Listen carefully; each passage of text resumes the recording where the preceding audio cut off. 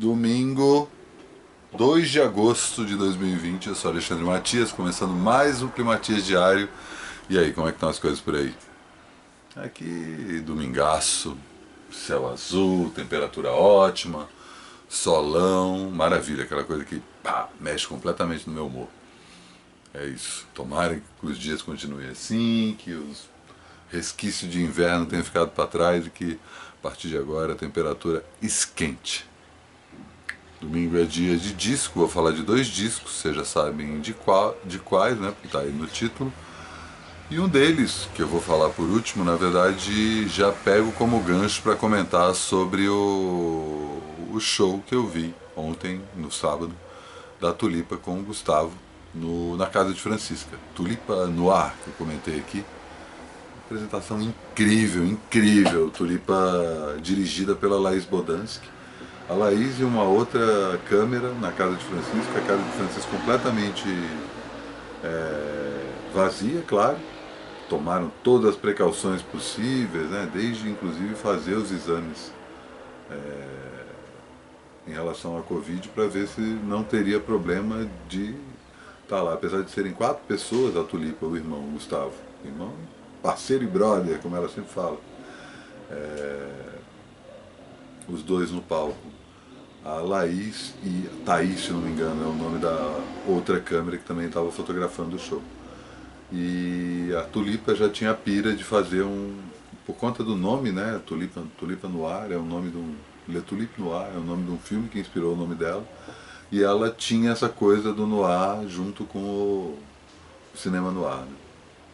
E ela resolve fazer o show fotografado em PB, cara. E foi maravilhoso. E eu fiquei pirando muito nisso. Tem aí uma fronteira que vai começar a ser desbravada, que é fruto da quarentena e da pandemia, e que eu acho que sobrevive a depois disso, que é justamente a live dirigida, né? Eu odeio falar live, né?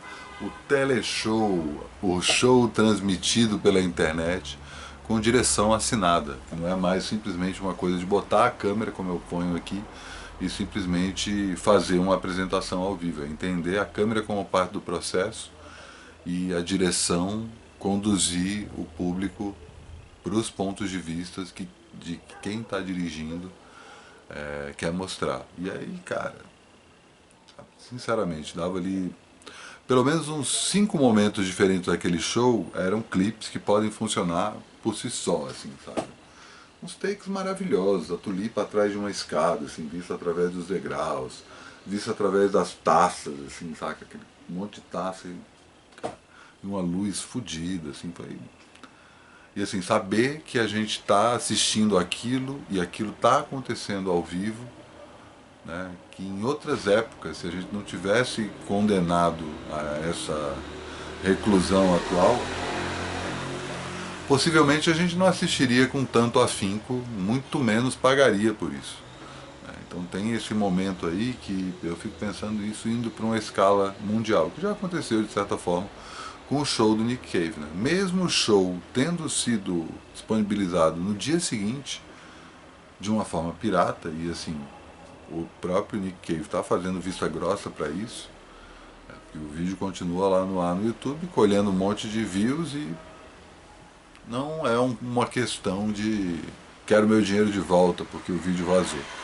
Acho que o grande lance é o fato de que estamos assistindo a algo ao vivo. No caso do Nick Cave era só a transmissão, o próprio evento já tinha sido gravado, eles estavam transmitindo uma coisa que já tinha sido gravada, que também é outra fronteira, né? Transformar aí esse momento da chegada do disco, livro, filme, em algo que possa ser transmitido ao vivo e que não necessariamente esteja sendo registrado de forma ao vivo. Você tem um momento de premiere e naquele momento que todas as atenções estão reunidas ao redor daquilo, cria-se uma corrente, cria-se uma troca de energia que no caso da Tulipa ontem era global, né? Em qualquer caso que usa a internet, óbvio, né? Mas aí tinha essa coisa, que você entrava ali antes do show começar, tinha lá, ó, no Japão o show começa a tal hora, na Europa o show começa a tal hora, nos Estados Unidos o show começa a tal hora. Então você estava tendo impacto global, para uma coisa que espero que se torne uma obra de fato, no sentido de poder sair de simplesmente daquele momento ao vivo que estava todo mundo compartilhando mutuamente. É claro que tem uma graça aí, né, desse compartilhamento mútuo continuar. Aliás, continuar não, se prender naquele momento e ponto final. Quem viu, viu, quem não viu, paciência. Mas, por outro lado, tem o lance do registro, que eu acho que faz muito sentido, inclusive a própria Tulipa lançar algo audiovisual. Não sei se ela já lançou um DVD ao vivo, ou algo do tipo, mas posso estar comendo bola aqui, acontece.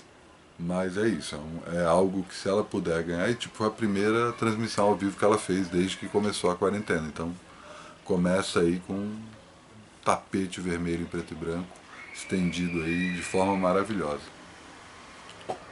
Vou chamar minha convidada de hoje, já já eu falo dos discos que vou comentar nessa edição. Um brasileiro, que você já sabe, e o outro você já sabe também, gringo. Sempre tentar manter essa regra. E vou chamar agora aqui a Katsi, para dar algumas dicas bem foda.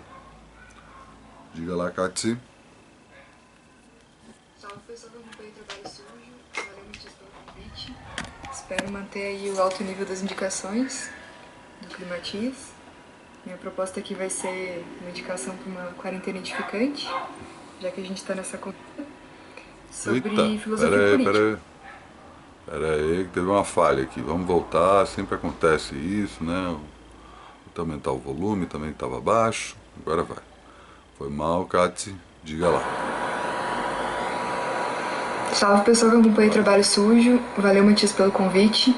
Espero manter aí o alto nível das indicações do Climatias. Minha proposta aqui vai ser uma indicação para uma quarentena edificante, já que a gente está nessa condição de eremita, que a gente possa pelo menos pensar um pouco sobre a nossa existência, o nosso lugar no mundo, umas coisas assim mais para dentro. Então minha primeira indicação vai ser a aula show do Michael Sandels. Ele é um professor de Harvard, as aulas estão no YouTube com legenda, sobre filosofia política. O nome é Justice, qual a coisa certa a fazer.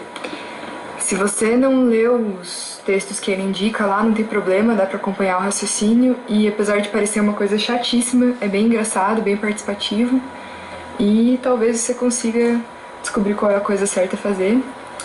Minha segunda dica é o documentário do Zizek, The Pervert Guide to Ideology, que ele passa por vários filmes hollywoodianos falando qual a ideologia atrás deles. Ideologia camuflada, né? Lógico. E é bem interessante, bem Zizek. Minha terceira indicação é outro filme que chama I Heart Huckabees, que é a história de pessoas que procuram esse casal de detetives particulares para resolver seus problemas existenciais. Ele é bem engraçado, bonitinho, reflexivo e vai na linha do Waking Life, pra quem curtiu, só que ele é mais leve, assim, né, pelo humor. Também indico um canal de YouTube, Casa do Saber, que tem vários intelectuais dando opinião sobre diversos temas. A minha preferida é a Maria Lúcia Homem, que é psicanalista. Não são vídeos que super se aprofundam em temas, porque tem só 10 minutos, mas fazem pensar sobre coisas que, sei lá, nunca, pelo menos tinham passado no meu universo. De leitura, eu recomendo Dinâmica de Bruto, do Bruno Maron. É um compilado de quadrinhos e eu gosto muito do trabalho do Bruno, porque eu acho que além dele rir dele mesmo, ele ri das condições de ser classe média, das contradições que isso traz. Eu me vejo muito nesses quadrinhos e eu me percebo muito através desse humor, assim. Percebo coisas que eu não gosto em mim mesmo e eu acho que isso, não sei, talvez ajude a aceitar essas coisas e entender melhor, de uma maneira mais leve. Falando de música agora, o meu disco nacional preferido até o momento é do Ima. O nome do disco é Ima de 9 Pontas. É uma banda daqui de Curitiba, de 9 pessoas. E é meio 9 MPB, mas é bem mais abrangente, tipo, vai até a vanguarda paulista. É um disco super lindo e vale muito a pena. Meu disco gringo favorito por hora tá sendo da banda russa Rooftops. O nome do disco é impronunciável, o disco inteiro é em russo, mas eu trouxe aqui, não sei se dá pra ver, essa capinha azul. Vocês encontram como Rooftops Moscow. E o disco me chamou atenção porque é uma grungeira, assim, super pesado, ao mesmo tempo super bonito.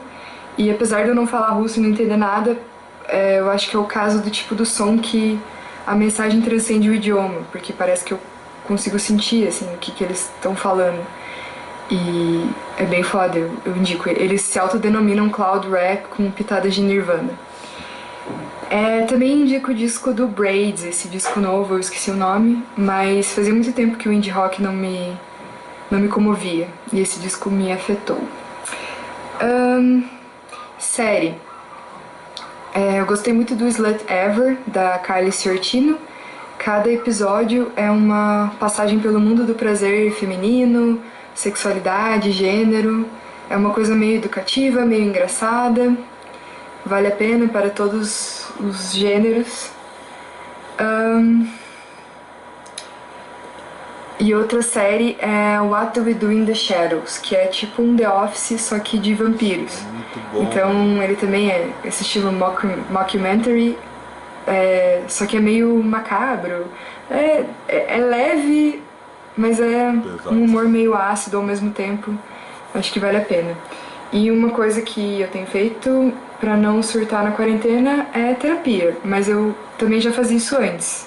E eu recomendo, porque, como eu tava falando, nessa condição de eremita, vai nessa mesma ideia, assim, de você se perceber e conseguir criar um eu melhor pro convívio com os outros, com você mesma, principalmente nesse período, assim, que eu acho que tá humanamente impossível. É isso. Valeu. Valeu, Katsi. Ótimas dicas. What We Do in the Shadows é uma ótima dica de filme também, né? Que é um filme que deu origem a essa série foda. Não terminei a série não, mas o filme é do caralho. Tipo, várias dicas fodas aí da Katsi. Obrigado mesmo. Manteve o nível, como ela disse. Obrigado aí por isso, né? Tento, e acho que todo mundo que manda dica pra cá também tenta mostrar que não simplesmente se exibir, mas tipo, tem uma coisa de compartilhar coisas que não são tão óbvias, né? Que não estão tão na cara, que tá todo mundo compartilhando. Eu vou aqui, né, nas minhas dicas, ficar no rasinho, né? Mostrar aí meio que o caminho das pedras, a partir de alguns discos que, nesse caso, né, todo dia um item diferente, mas pra te pegar pela mão e falar assim, cara, você não conhece isso? E a primeira pergunta é essa, né? Tipo, quem conhece já sabe quanto esse cara é mestre, né? Tô falando do Nick Drake, o ótimo Brighter Later, que é o segundo disco dele. O Nick Drake é um compositor folk do inglês, final dos anos 60, começo dos anos 70. Esse disco é de 71, foi gravado em 1970, produzido pelo Joe Boyd, que é um produtor fodaço ali dessa cena folk. E boa parte do disco conta com músicos que eram do Fairport Convention, que é uma das principais bandas dessa cena folk inglesa. É uma cena que não é muita gente que se liga, né? O folk norte-americano acaba tendo uma repercussão maior, é mais comercial, mas vale muito a pena ir atrás, assim. E o Nick Drake dentro dessa cena é uma coisa à parte já, né? Porque ele tinha essa coisa, era um cara altão, tinha quase 1,90, mas a voz é bem delicada, o jeito que ele fala e canta é muito... E é um cara tímido, introvertido, tinha problema com depressão, morava com os pais, e ia para um lado, musicalmente, que era completamente diferente do resto daquela cena. A cena folk inglesa, ela é calcada muito, né, como a história de música folk como um todo, né, de buscar as raízes da música daquele país, né, e aí vai para esse lado mais, vou generalizar aqui, essa coisa celta, né, essa coisa, canção irlandesa, né, aquela canção do norte da Inglaterra, ou a canção escocesa, eles trabalhavam nesse lugar aí, né, essa Inglaterra quase mítica e mística ao mesmo tempo, né? Mas o Nick Drake não, embora esteja completamente alinhado com esses valores, musicalmente ele vai para um lugar que ele aponta para o futuro. Assim. Se existe o Belle Sebastian, não tenha dúvida que é porque um dia existiu o Nick Drake. Não só, né? Tem uma série, você vai pegar ali, ele cria uma sonoridade, um jeito de cantar e um jeito de arranjar, e ele é desses caras que cada música ele mexe na afinação do violão, sabe? Você vai tentar ver as cifras e os acordes que o cara fazia.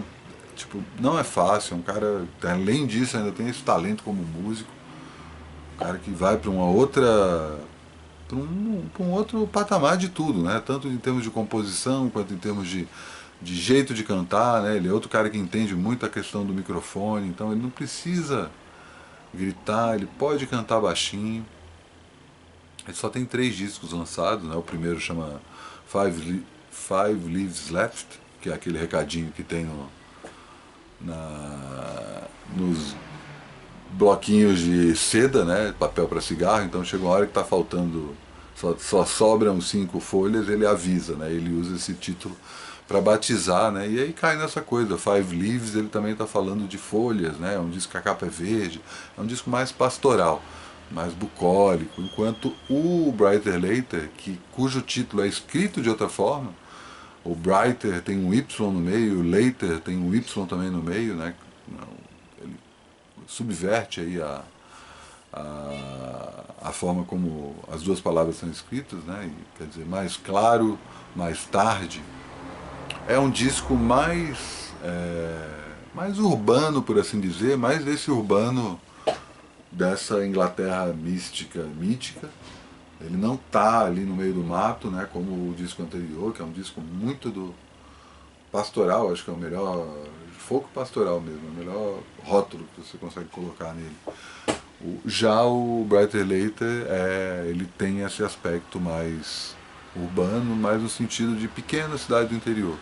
São canções que poderiam ter sido escritas no século XVIII. Os temas, a maior tecnologia que é descrita em uma música do Nick Drake é um relógio.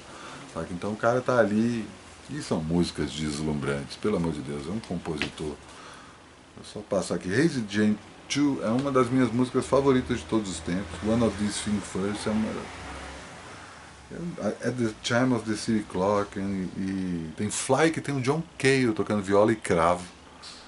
Uma única música. Ele também, além de músicos do Fairport Convention, ele também tem a participação de 2 músicos que tocavam com os Beach Boys. O baterista... Cadê? Michael Kowalski. E... quem que é o outro? Não achei aqui.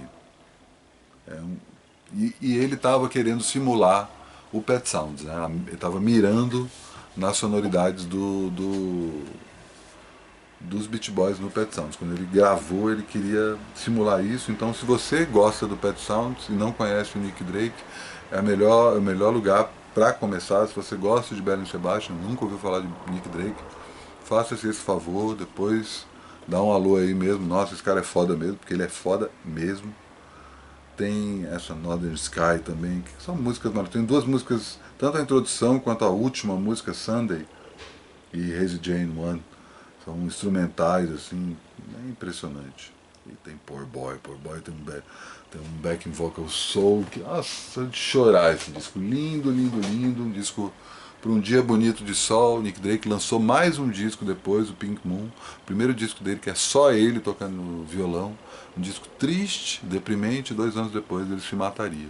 Muita gente diz que ali no Pink Moon já estão as pistas de que ele estava completamente em depressão, mas a família dele, que toma conta do legado dele até hoje, é vocal em dizer que ele, quando estava em período de depressão, ele não conseguia compor, não conseguia criar, era pesado. Então ele tinha um aspecto melancólico em todas as composições, em todos os discos que você consegue escutar. Além desses 3 discos, tem algumas músicas que ou ficaram gravadas e não foram lançadas em estúdios, ou foram lançadas só em compacto, que deram origem a uma caixa que chama Fruit Tree, que tem os 3 primeiros discos e esse 4º disco, que eu não vou lembrar o nome agora, com uma espécie de sobras. Compositor e tanto, um cara mergulha no Nick Drake, saca? Não só pisa na água ali no rasinho, não. Acho que se você gostou, vai fundo, lê sobre ele, é um cara fenomenal. E, né, para falar de um disco brasileiro, motivado pela Tulipa, eu fui atrás do Dancê, que, para começar, tem essa capa maravilhosa, né? Tem aqui, eu não sei se você consegue ver, essa capa, que é uma espécie de um vinil listrado, e aí quando passa, né, porque aí, olhando mais de perto aqui a ilustração que ela fez, né, tem esse efeito que o disco acaba dançando, né? O disco ainda por cima, eu nem sei se é rosa. E o Dancê é o meu disco favorito da Tulipa. Muita gente pira muito no Efêmera, gosto muito do Tudo Tanto também. Tinha uma coluna sobre música brasileira chamada Tudo Tanto em homenagem a esse disco. Avisei para ela, a Tulipa ficou, pô, que loucura. E é um nome que vem num sonho. Mas o Dancê coloca a Tulipa em um patamar, que é o patamar que ela está hoje.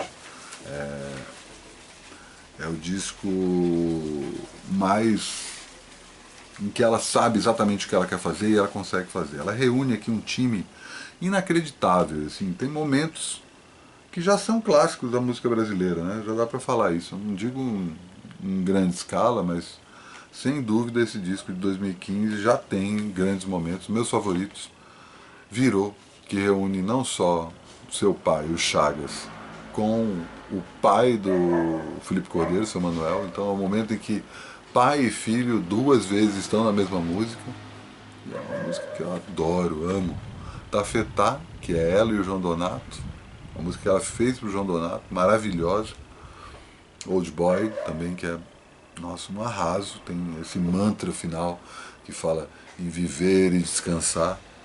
Tem o Thiago França tocando um sax divino, divino. Algo Maior também, que essa Algo Maior é talvez a melhor música do disco, ou pelo menos a mais importante. E fora músicas mais pop, né? Aí tem Físico, Prumo, Proporcional, tem...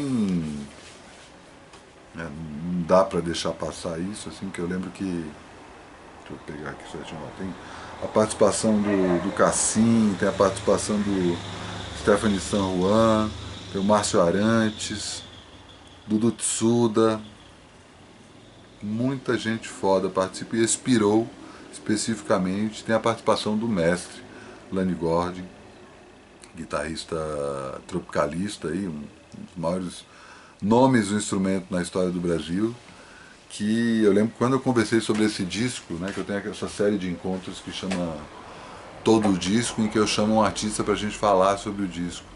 E aí eu fiz o Todo o Disco em 2016 sobre esse disco e, pô, foi foda, assim, a Tulipa voltou no tempo, né, e tipo, na hora que ela começa a falar sobre a participação do Lani, ela começou a chorar, foi bonitaço esse momento, sabe? Descasso, se você não conhece o trabalho da Tulipa, é um bom caminho de entrada também, embora talvez o Efêmera, que é o primeiro disco dela, de 2010 ou 2009, não lembro o nome, também seja tão importante quanto. Um artista e tanto, né? Feliz de ser contemporâneo da Tulipa e muito feliz por ela ter conseguido fazer esse show Tulipa no Ar ontem na casa de Francisco. Também muito feliz pelo Rubens, que teve a grande sacada de chamar uma cineasta, né, a própria Laís Bodansky, para fazer a curadoria das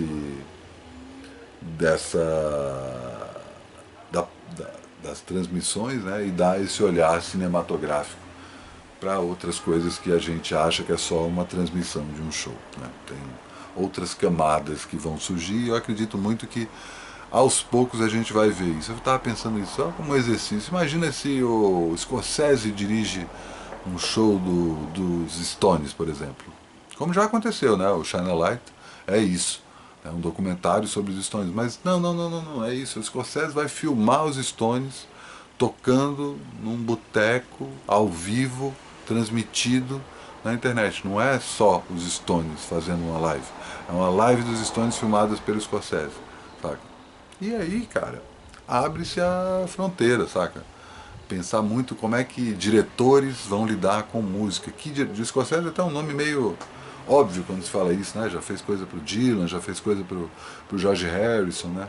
Ele tá fazendo o que agora, cara? Ele tá produzindo um documentário sobre algo mais contemporâneo. Não lembro se é algo do punk, Ramones. Enfim, Tulipa no Ar é só o começo de uma história que ainda não tem nome, e a gente vai ver muitas repercussões, e acredito que inclusive depois da quarentena a gente vai poder continuar tendo contato com esse tipo de novas transmissões assinadas. Já vou encerrar o programa aqui, aproveitando para falar sobre o encontro em videoconferência que vai acontecer no próximo domingo. E aí, para você que nunca participou, ou para você que quer participar da lista de discussão do Clematias, me dá um alô lá no Trabalho Sujo por e-mail, @gmail.com.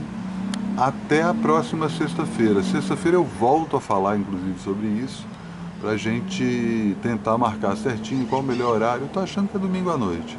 Tem um convidado que eu quero trazer para essa conversa, e quem não está na lista de discussão acaba conhecendo todo mundo e passando por esse processo de entrar nisso, certo?